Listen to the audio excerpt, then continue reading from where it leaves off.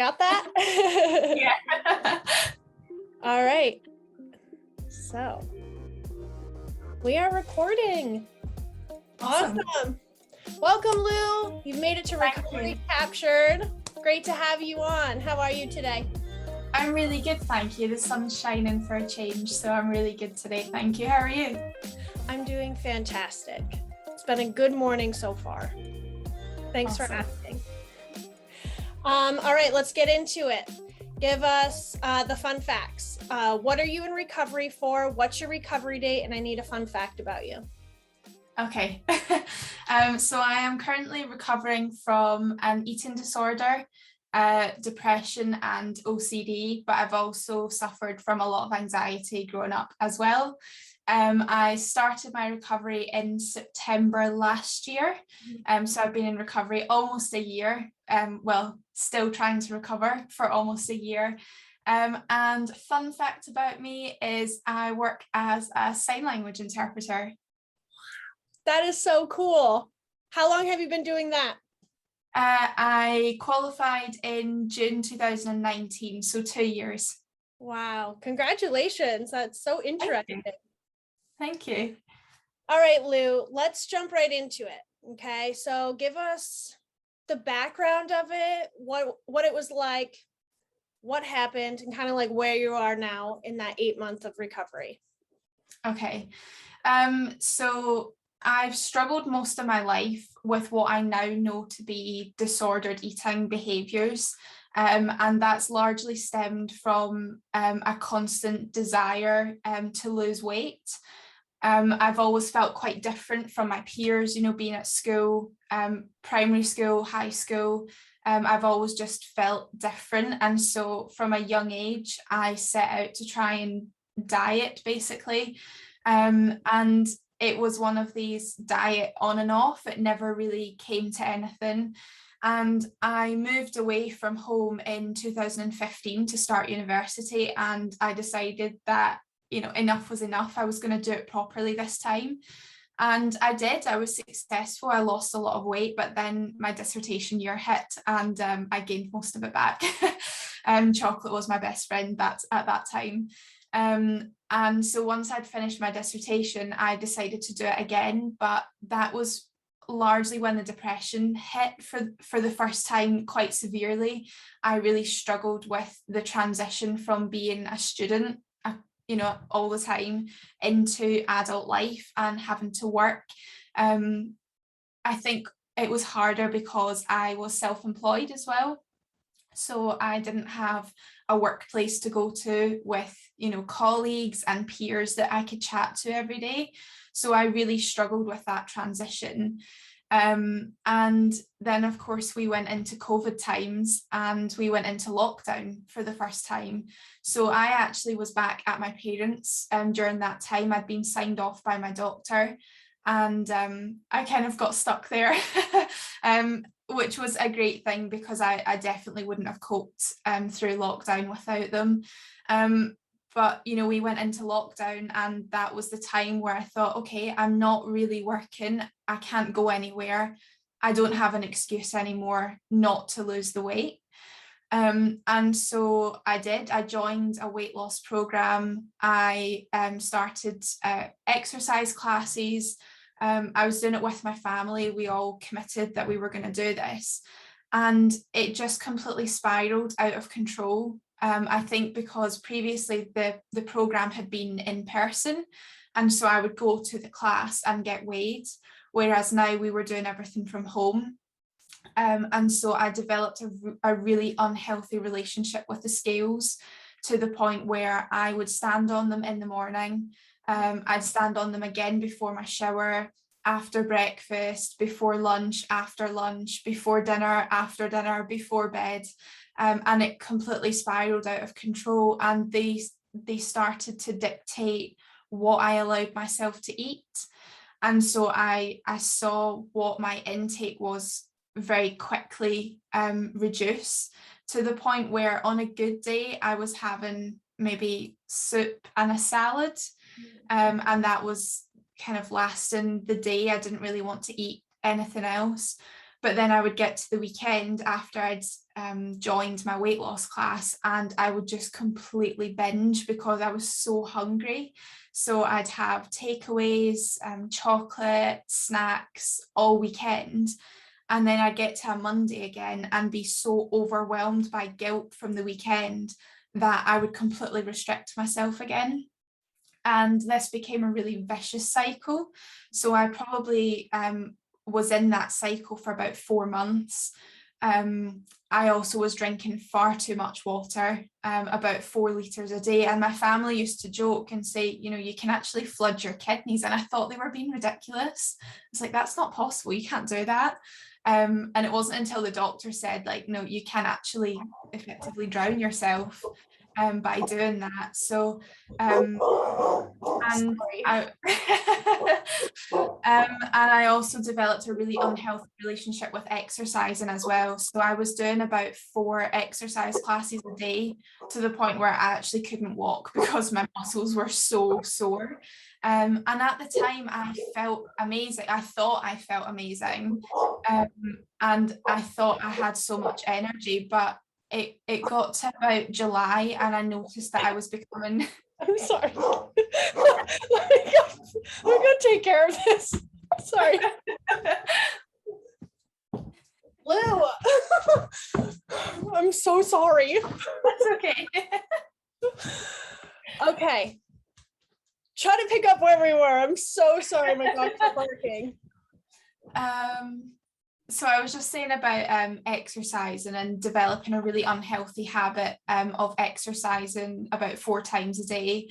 I saw it as something that would counterbalance what I had eaten, except I was exercising far more than I was actually taking any kind of nutrition. So from that point, I was so tired all the time, and I noticed that I was becoming really irritable with people that were around about me. I was really short-tempered. I was getting angry really quickly. And, you know, it started to have an impact on my family life. You know, I was falling out with my brother all the time. And it got to the point where I decided I needed help because I was worried about my relationships at home. So it wasn't so much about recognizing that there was something wrong with me, but about trying to protect my family and not damage any relationships with them. So I started seeing a therapist in September last year. I'd actually been referred by my doctor in February, and we're really grateful here to have the NHS, so all of our healthcare is free. But unfortunately, the waiting lists are incredibly long, and so I had been waiting since February. And by the time I got to the end of July, I thought I just can't wait any longer, you know, and I was in a really fortunate position where I could source private therapy, I guess, and pay for that myself, which I recognize is such a privilege that many people don't have access to that. But she completely changed my life. That she's the 4th therapist that I've seen. I've prior to that had really negative experiences of counselling. One of them cried when I told her my story. One of them told me that I was too self-aware and she couldn't help me. One of them told me how I should be feeling and didn't really know what to say when I said that wasn't how I felt. So it was really empowering to have a therapist who asked me what was going on for me and listened, and had conversations off the back of how I was feeling. And that really started my journey into recovery. We focused a lot on things that were not necessarily related to the eating disorder, but potentially feelings that were maybe fueling it. And then in December, I started working with a life coach. And she's recovered from an eating disorder herself. So again, that was such a valuable experience to work with someone who knows exactly what it feels like, who knows what that thought process is like in your head every single day. And I actually just stopped working with both of them last week. So I'm moving on to a bit more of a specialist service, but hopefully very short term. So how do you feel now that you're a week out from all your therapy? It feels good. I dreaded the day for months. I remember when I first started working with her, and it took me a while to be open to the process. I was open enough to turn up, but I was still quite withdrawn when I was actually there. So I would say it probably took me about 6 weeks to feel comfortable in that space. But once I got to that point, I just couldn't ever imagine getting to a point where I didn't need her anymore. And I remember speaking to friends who said, it'll get to the point where it feels like you're just having a chat with your friend. And I was like, but how? This woman helps me. And I used to count down the days to see her. So I used to see her on a Thursday. And I'd go home on a Thursday afternoon. I'd be like, right, I just need to get through the weekend. And through the weekend, I feel like, right, it's just 3 more days and then I'm back there. And I actually used to count down. And I do remember the day where I thought, actually, it'll be good to go back, but it's not a case of I'm counting down for the next 6 days to see her. And I think that was a really pivotal point for me, where I realized that I was starting to be able to fend for myself a bit more. So it feels really good to have come this far. Slightly scary to be managing things on my own, but it feels really good. I didn't think I'd ever get to this point. Yeah, for me, a year ago, I got help for my eating disorder, for my restrictive, I forget it's AFRID, I believe. It's a restrictive eating disorder. And it was a year to date, and she goes, I have nothing else to teach you. You've just been so successful. There's nothing more I can teach you. And that right there was, I just started to cry, like I never knew that I would be able to get to this point, to the point where a therapist told me that she can no longer help me for the good. Yeah. It felt amazing. Yeah, it definitely does. I think part of it is scary as well, because there are those thoughts of, what do I do? What if? But to have someone who's worked with you for such a long time sit there and say, you've done the hard work, you do know what to do. It maybe doesn't feel like it, but it's in there. That is just such an amazing experience. It sure is. What are some techniques that you learned from therapy and your life coach for when a mishap might happen? You feel yourself starting to get back to that point. I think the biggest thing for me is to stop, firstly. I am notoriously busy. I like to be on the go all the time. I work full time. I have a side business. I'm also studying. I have 2 dogs. I like to be busy all the time. And so the first thing that particularly my therapist worked on with me was just stop. Just stop and sit down and ground yourself. And a lot of it was about questioning, where is the evidence for this crisis that's in my head? Is it real or is it in my head? And a lot of times simply asking myself that question allowed me to see that it was how I was feeling that was the problem, and not so much that something external had happened. And once I'd concluded that, it was then asking myself, what do I need right now? Is it that I need to feel safe? Do I need to feel cared for? Do I need to clear my head? And asking myself those questions I found to be really helpful. And it sounds so simple to sit down and ask yourself what you need, but to actually be able to tap into that part of you and say, what is going to make me feel better right now? And also being able to recognize that restricting is not the thing that's going to make me feel better. And so I've become a great lover of baths over the last few months. I've always loved a bath. I can go in it and not come out for 2 hours. But just making time for that self-care has been so important for me. I do struggle with being around people all the time. So just having a space where I can take myself away and ask myself those questions then as well, what do I need right now to be able to return to normal life?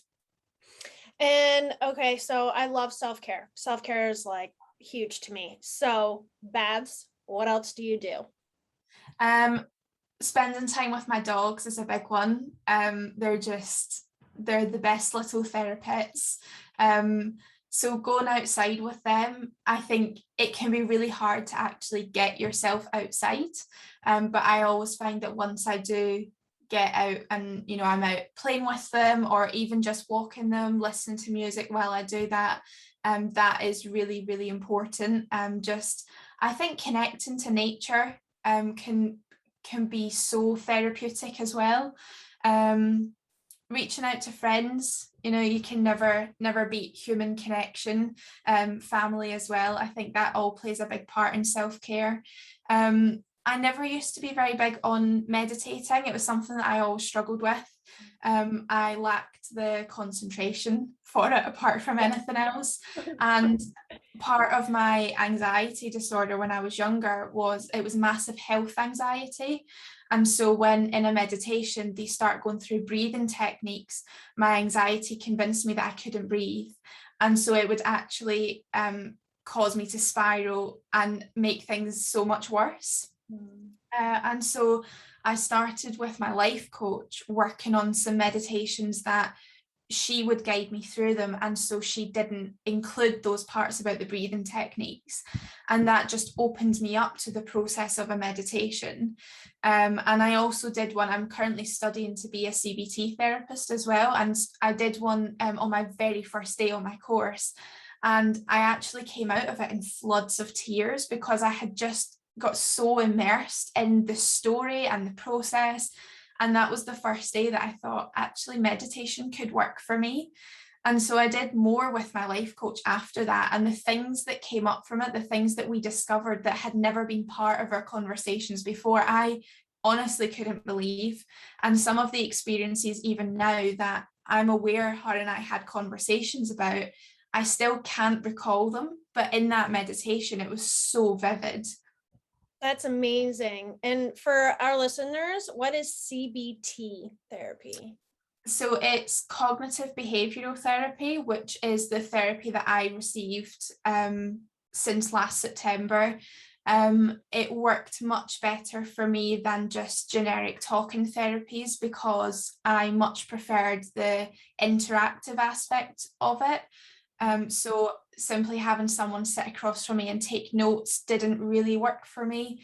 I like someone to be an equal part of the conversation. And I find that CBT has a bit of a teaching element to it as well. So they're teaching you techniques, they're educating you on why your brain responds to things in a certain way. And you're looking at, when you have a behavior, what thoughts are coming up for you that are triggering those behaviors. And it's then trying to change those negative thoughts to then subsequently change the behaviors. And for me, I'm a very practical learner, and that method is so much more effective for me than just a talking therapy. Yeah. And on those lines of therapy, were you able to work on that depression and anxiety as well?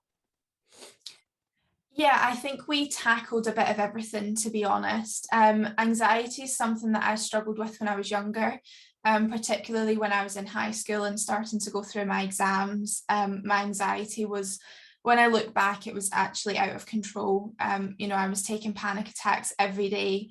I look back and I feel sorry for my parents because most evenings were just me in tears because I couldn't study, I couldn't learn. It actually turns out I had undiagnosed dyslexia, so that didn't really help matters. And through university, my anxiety was quite high as well. As I said earlier, specifically health anxiety. And living away from home, I think, triggered that more because I panicked about things happening and not having anyone round about that could help me. But I think I've got a lot of control over that in the last few years. It's something that I ended up just working on myself, using grounding techniques, and maybe not necessarily being aware that that's what I was doing. So when I started going for therapy last year, the anxiety seemed irrelevant at that time. And it was mostly low mood, which at that time was being triggered by not eating and being very obsessive with how I looked, what I weighed. So we took a kind of all-inclusive approach to just tackle everything and bring up some things from the past that I was still struggling with, because she believed that a lot of that stuff was what was feeding into the way I was feeling at that time. Mm-hmm. Mm-hmm. So you feel that your depression and your eating disorder go hand in hand. So like once you start having that depressive episode, you're just dropped into this eating disorder and over exercising and stuff like that. Yeah, absolutely. I think it can go one way or the other, where it does go into that obsessive, I want to be in the gym all the time. I don't want to eat anything outside of a nutritious meal plan, or it can go to the opposite extreme where I hide under a duvet for 3 days, and just want to eat rubbish because I just, I'll restrict myself for so long, and then I just want, instant sugar. But then that's when all of that guilt comes in and then causes the restrictive eating again. Mm-hmm. Mm-hmm. So what does like a daily event look like for you with food and exercise? For me, my therapist told me, because I want to so I weight train. So I wanted to gain more muscle. And she said that I will be able to gain more muscle if I eat more and work out less, which just blows my mind, right? We're taught, or I at least learned to believe the complete opposite. And so for me, I started eating, and it was a lot at first. And sometimes I still think like it's a lot. I eat breakfast before I leave for work. I have a morning snack. I eat lunch. I have an afternoon snack. I eat dinner. And then if I feel it, I'll eat another snack. Right. And then working out 3 days a week versus 6 or 7. Yeah. So what does yours look like now? So I'm in the process at the moment of trying to get into a bit of a healthier routine. I was completely stopped from exercise for 6 months because we just had to break the cycle, break the habit of over exercising. And I am a very all or nothing person. So one exercise class leads to 3 classes 6 times a week. And so I was allowed to walk the dog and no more, which it was really difficult going from doing all of that activity to doing nothing. And it certainly made the feelings of guilt a lot stronger, but I just had to sit with it and ride that out. So I recently rejoined the gym, and I'm doing so under supervision from eating disorder services and from a personal trainer who is very alert to eating disorders and disordered behaviours. And so hopefully this time is going to have a much healthier approach. At the moment, we're looking at 3 workouts a week, which, like you know, not changing eating habits for 7 days, but only working out 3 times is just mind blowing. The thought of, not altering what I'm eating on the days that I don't work out. So that's something that I think is going to be a challenge over the next month or 2, but it's certainly something that I'm keen to stick with because I've been really unwell, and I don't think anyone really recognised how poorly I'd been apart from my therapist and my coach. So yeah, I'm really keen to stick with it this time and try and have healthier behaviours around eating and exercising. Mm-hmm. You have to learn a whole new relationship with food, and exercise, and even the consumption or lack of consumption of water, right? Yes. I restricted myself from everything, and then I would go haul ass at the gym and just make myself so sick. And it was just a warped thought that I had in my head. And, all I was doing is, one, hurting myself, 2, not getting to the point where I want to be by building muscle. I'm not going to get anywhere if I'm not eating and not drinking, right? And so Yeah. it was a whole shift. And now that you're on the mend, what are you seeing different? I think that I'm generally just happier. I still don't have a whole lot of energy, but that's something that I think will come when I restore myself back to healthy eating habits, healthy levels of working out, but definitely just a lot happier generally. I still have a lot of struggles with body image. That's something that consumes every single minute of every day, but generally just feeling like life's not quite as difficult as it used to be. So I've got myself a job now. As I said earlier, I was self-employed for 2 years, but I now have a job that's employed, so I have a routine which helps a lot. And I have the energy to do that where I just didn't before. You know, I could do a 2-hour job and be completely flat out on my bed for the rest of the day. And now I have the energy to work 8-hour shifts and still, you know, take my dogs for a walk afterwards, go for a swim. And I think that makes such a difference. It does, and it definitely improves your mental health as well, right? Yes. Because exercise, even though we did it to an extent, you know, we were excessive about it, still exercise is such a huge part to healing that mental health and keeping you at a stable ground, you know. Yeah, and that's definitely a balance that I found really hard to maintain, because it releases those endorphins, and you come out of it feeling so much better than you did before, but it can very quickly become an obsessive training scheme to changing the way you look, to being smaller, and it's really difficult to find that balance between the two. Mm-hmm. So you also mentioned that you are in recovery for OCD. What does that look like, and does it play anything into your eating disorder? So I think the OCD is an interesting one, because typically when we think of OCD, we imagine someone who's cleaning 24/7, you know, changing the way that things look, putting things back in their place. And, you know, I think that's a very stereotypical view of what OCD is. So for me, OCD is much more about obsessive thoughts. And you know, obviously that plays into the eating disorder of obsessing over what calories I'm taking in, and, you know, what carbs versus protein. A lot of that was the obsessive thoughts, but also about, you know, how other people see me. It's such an obsessive thought that takes up so much time as well. You know, worrying about what people think about you. You know, what do they see when you're talking? What do they hear? And so it's much more for me in relation to that all or nothing thinking. It has played out as well in the sense of when I find that I'm struggling a lot more, and, you know, I maybe do have those thoughts of wanting to restrict again, that my way of coping with that sometimes can manifest into obsessive behaviors around cleaning.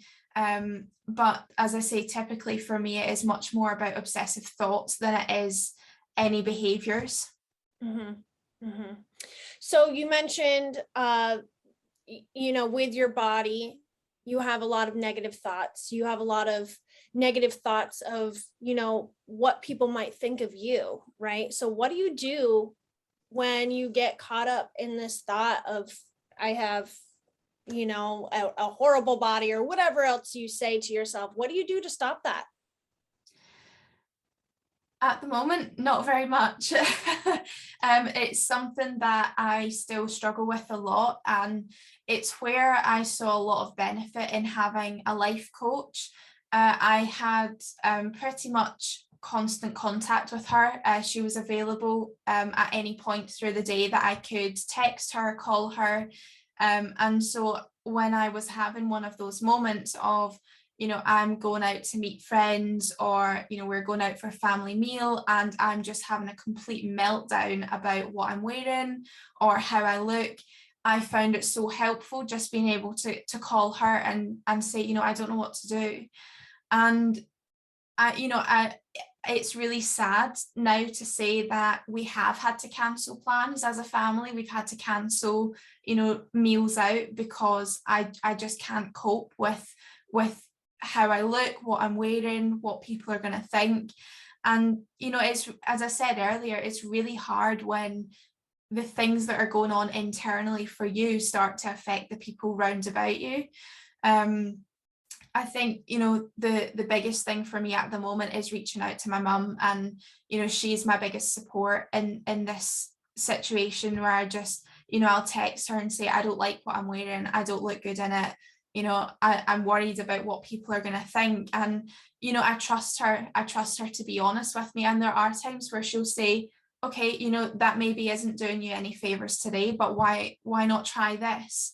Or 9 times out of 10, she'll say, honestly, I promise you look fine, nobody's going to care. And so it's just for me reaching out to other people and just having that support network there, while I try and find ways of being able to do that for myself. That's amazing. It sounds like you have such a great relationship with your mom, especially your whole family and your friends. Yeah, I'm really, really lucky to have such a strong support network round about me. When you decided to get help, were you afraid of any judgment from any of them or other people? Yeah, I think that played a big part in how I was feeling as well, and potentially delayed me from getting some of the support. I'd had some thoughts prior to actually reaching out that maybe it was something that I should do. And I mentioned earlier about struggling with that transition from being a student to being a proper adult, I like to say. Where I would reach out to crisis lines because I didn't I didn't want to put my family in the position of having to say, oh, my daughter's in counselling, my daughter's not well. And, I look back and I think I don't really know why I did that, because they've been so supportive, and they will admit that it's maybe not something that they would do themselves. I think, it's a completely different generation now, that people my age don't really see reaching out for mental health support any different to going to the GP when you've got a sore leg. So, my parents have always recognised that they would struggle going to a therapeutic setting, but they've been so supportive of me doing that, and of the coaching as well. They've been so supportive right through the whole process. And my mum's actually engaged with the coaching as well. So she received a bit of support from my coach, just in terms of being a parent who's got a child struggling with mental health. It's so nice that she was able to go to that extra level to help with this recovery process, because sometimes, like you said, it affects everyone around you, right? Yeah. So to educate those around us, especially if they don't suffer from an eating disorder, it's nice to educate people on what it is, and then further the education to help with succeeding in the recovery process.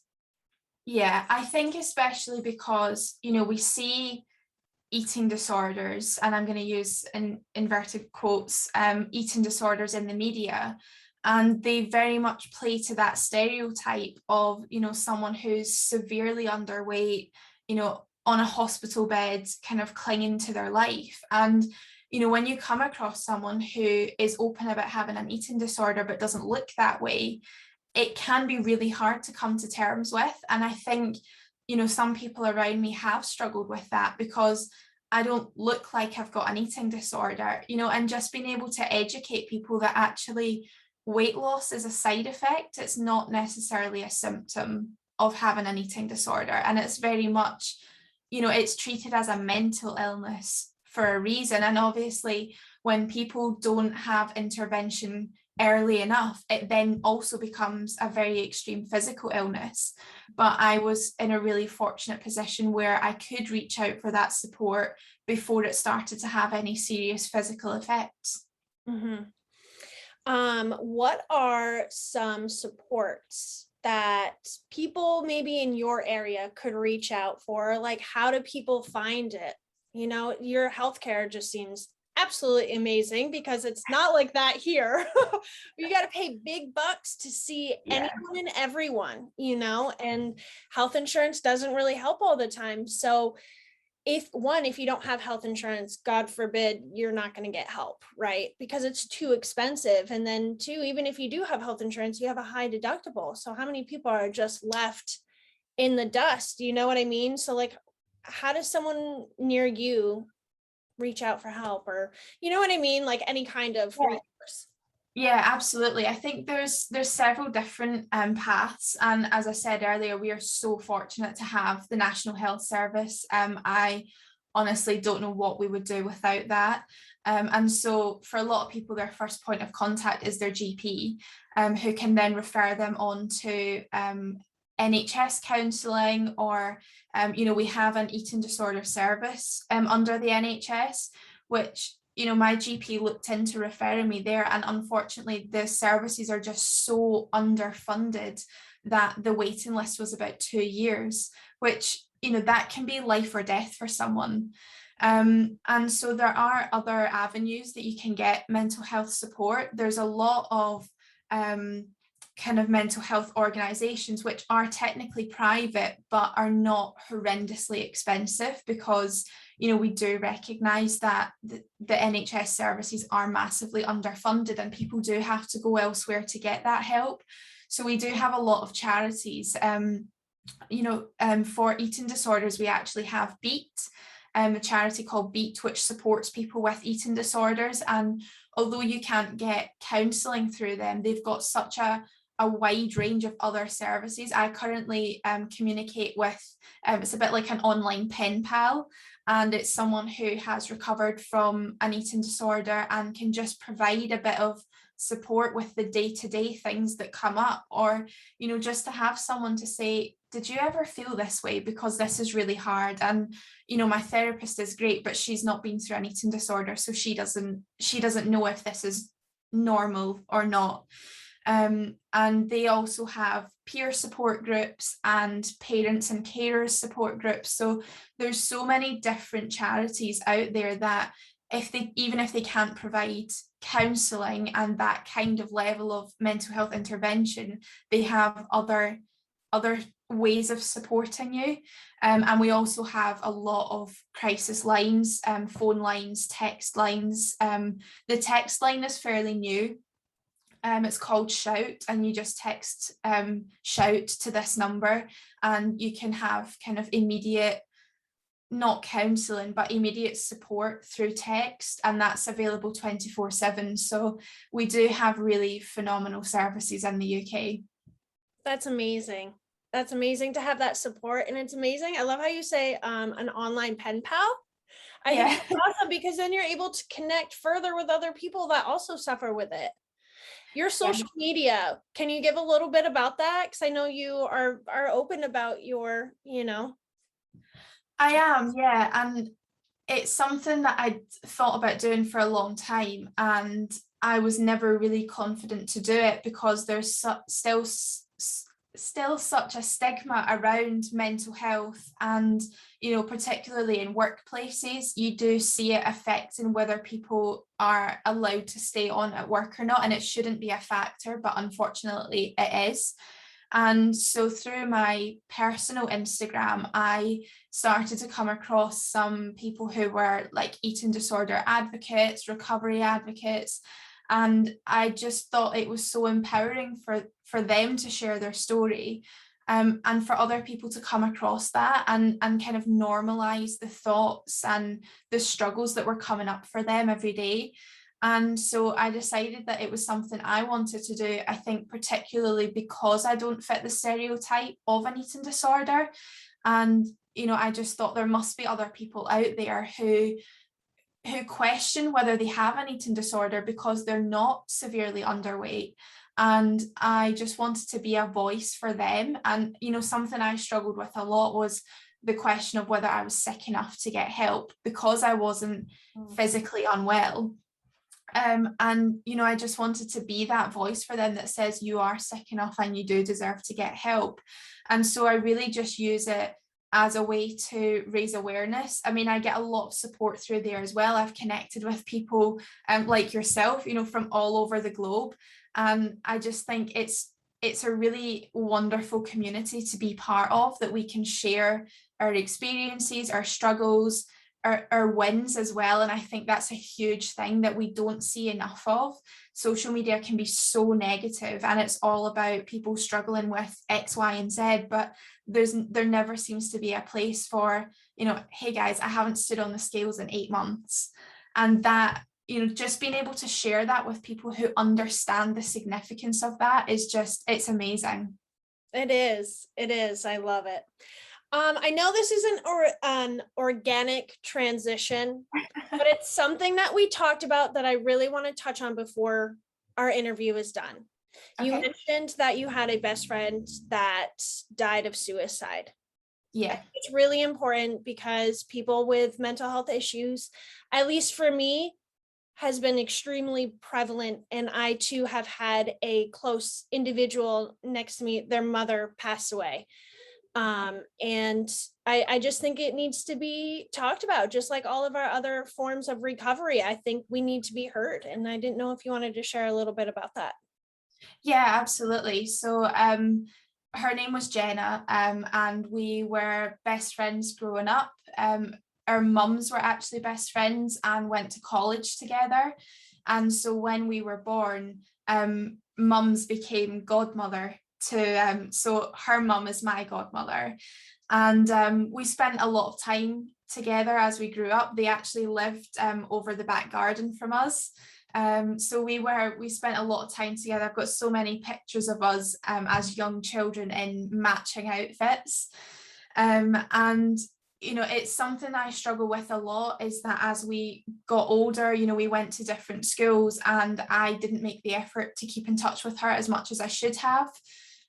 We always saw each other at family birthdays. That was never anything that was missed. We were always together every birthday. But I do struggle with the fact that I didn't make the effort to meet up with her as much as I should have done. But she tragically ended her life when she was 13, and it came as such a shock to all of us because none of us really knew that anything was going on for her. She had spoken to her mum about things that were going on for her, but they'd left things on a positive note that she was going to try this and make these changes, but unfortunately the next day she decided to leave us. And that was 8 years ago now, and it's still something that I struggle with today. I just couldn't get counselling for it at the time. I didn't want to accept that it was real. I didn't want to process it. I didn't want to understand it. I just wanted to live with it, which I now recognise wasn't healthy either. But I think we just go into ways of coping that are don't necessarily make sense. So that when I started seeing my therapist in September last year, she was the first person that I felt able to open up about it and start to try and heal from that. Her mum is honestly just one of the most inspirational people that I've ever met. She's just, I don't know how she goes on every day, but she does. And after Jenna died, she set up her own mental health charity. It's called Beautiful Inside and Out, and I just love that name because Jenna absolutely was beautiful inside and out, and the logo is an angel with a rainbow, and it's lovely. And her whole aim is that she can offer counselling, drama therapy, play therapy, music therapy, all the different therapies completely free. You don't need a GP referral. You can literally text a number and say, I need help, and she will set you up with a counsellor. She aims to do it within 24 hours. Obviously, especially post-pandemic, services are just so overwhelmed, but she can usually get you with someone within a week. And she's completely overwhelmed with people looking for support. So that charity has now been running for 7 years. She honestly, I don't even think I could count how many lives she's probably saved just from having that charity. So she's always said that if she can save one life, then her pain isn't for nothing. And I just think that she's absolutely amazing that she's been able to do that off the back of something so tragic. Wow, what a story. Oh my gosh. I'm trying to like keep my cool right now. That's amazing. Are you still like really close with her, and do you guys still do parties and family gatherings together? We do, yeah. She's my godmother, and so we always see each other birthdays, Mother's Day, Christmas, and I always like to support anything that she's running for the charity, any nights that she has planned, fundraising activities, and I've actually run a few fundraising things myself for the charity. So I've had garden parties, and the last one we did was a night of entertainment. So we had singers and dancers and musicians, and it's all in such a good cause. So we certainly have worked together a lot with trying to raise money for the charity, but my ultimate goal is to qualify as a therapist so that I can actually work even more closely with her. Oh my gosh. So she would initially, if you got, this whole certification, she would be reaching out to you for, Yeah, to be able to provide support to people who need it. Yes. What a wraparound. That's amazing. Yeah, it's wonderful. Oh, well, thank you for sharing such a vulnerable story with us. I greatly appreciate that. In wrapping up, is there anything, multiple things that you would let our listeners take home with them? I think the biggest thing for me, and I mentioned it a little bit earlier, is that question of whether someone is sick enough to get help. And I think the biggest thing that I can say to anyone is, if you even have that question in your mind, then you are sick enough. Because someone who has healthy habits around food and exercise and, body image, they don't question whether they're sick at all, never mind sick enough. And so if anyone in any way thinks that they are struggling with anything, then I honestly cannot advise enough to reach out, because it is so hard, and it is overwhelming, and it's really difficult and vulnerable to come up with some of your deepest, darkest fears, but it will completely transform your life, the way that you see life, and the things that you want in life. So that's the biggest thing that I can say to anyone. That's awesome. And if someone wants to reach out for you for any support, what's your social? Absolutely. My Instagram is @_AmourLou. Amazing.